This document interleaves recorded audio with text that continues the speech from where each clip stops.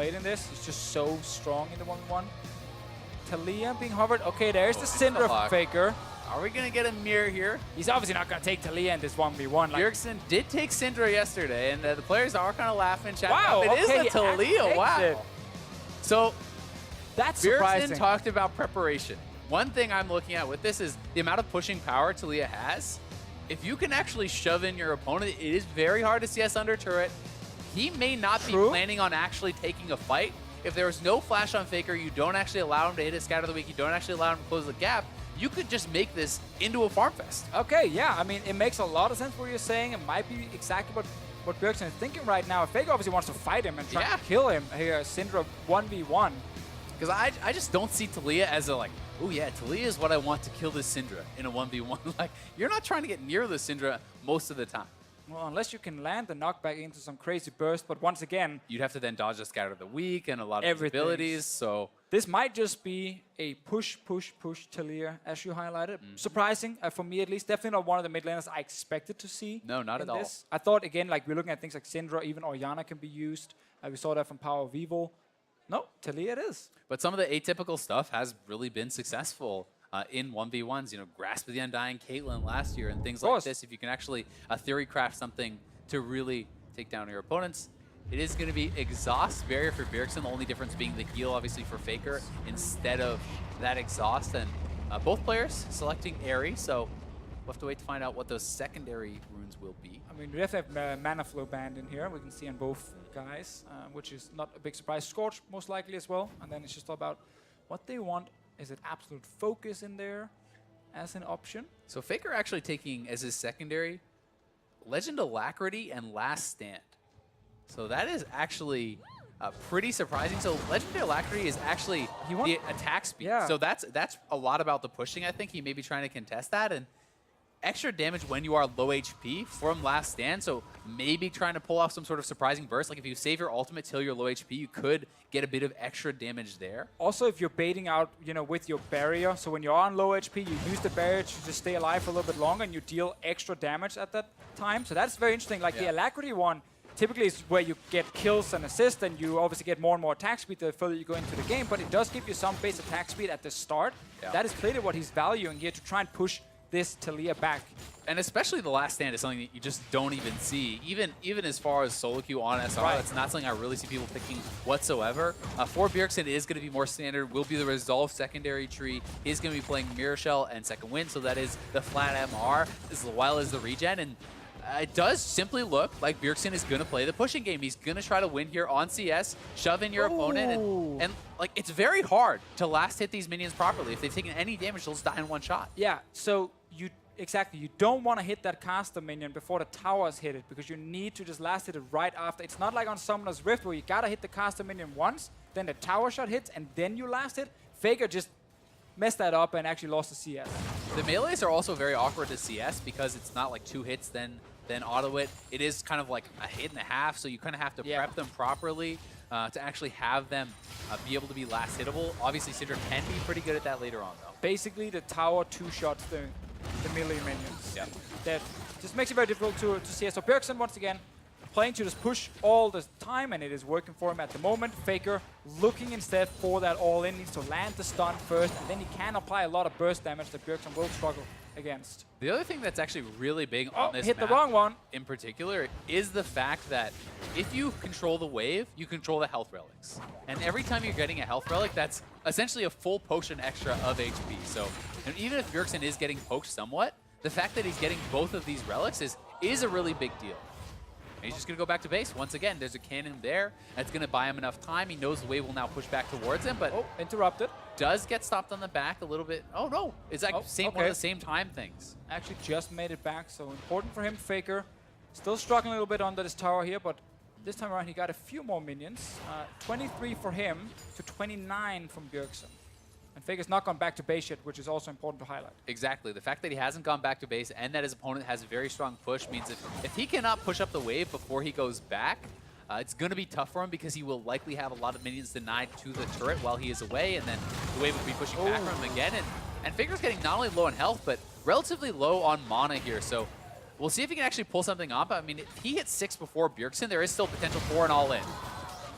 dirty though from Bjergsen. Again, so much poke landing. Got that early back, you know, sitting with 2 Dorns. He has boots as well.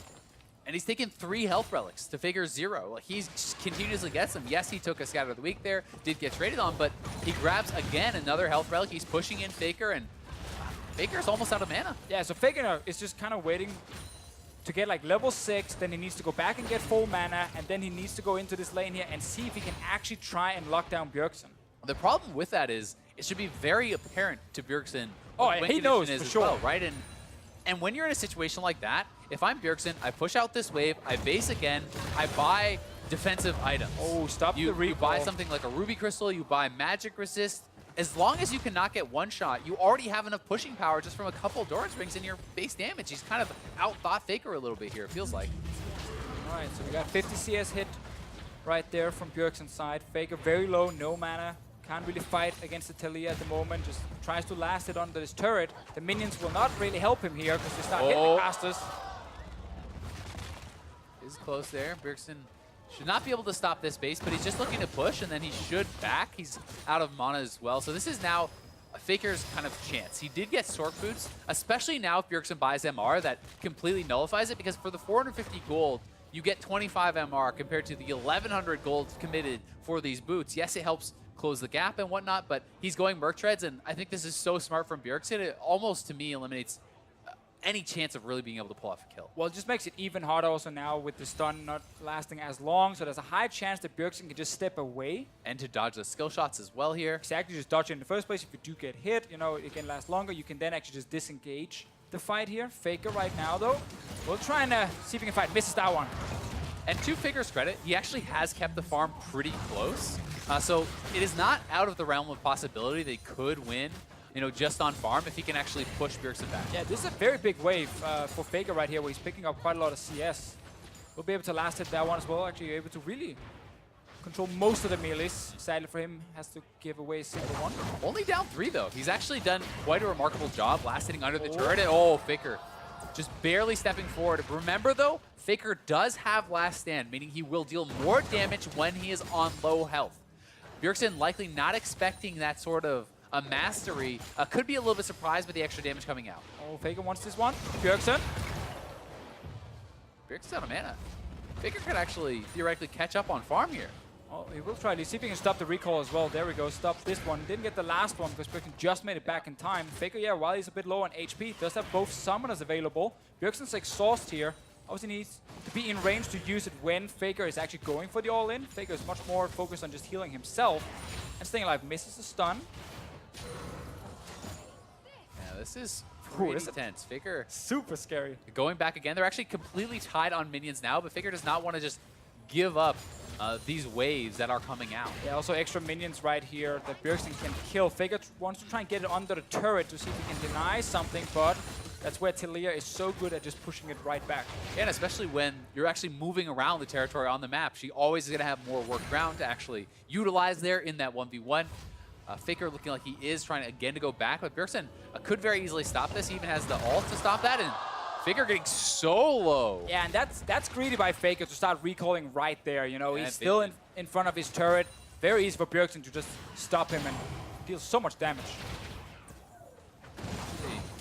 Pretty crazy 1v1.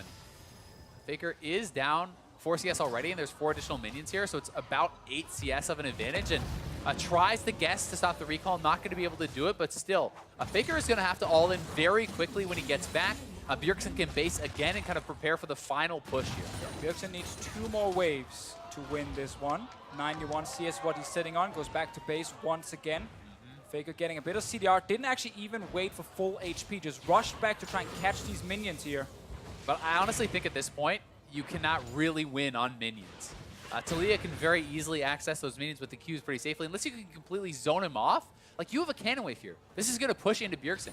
Faker needs to start posturing. He needs to pressure Bjergsen and not allow him access to the minions, or he's simply already lost on the CS. Well, he's trying to look for that all-in. Does actually manage to connect the stun. Faker getting pretty low. Kill used already from him. Ulti is ready. Neither player bought potions. Like, they didn't actually come back to lane with any more potions. This is last one there for Bjergsen. Faker has no more remaining. Does have the last stand. Can look for an all-in. Potentially could burst Bjergsen Bjergsen down. with the minions. He's got to go. Oh, he's so low. That's 100. That was a very exciting 1v1. The Talir surprising pick from Bjergsen was all about pushing, pushing, pushing. While Faker under turret still managed to get so many of these very, very hard to get minions where the turret constantly tries to mess it up for you.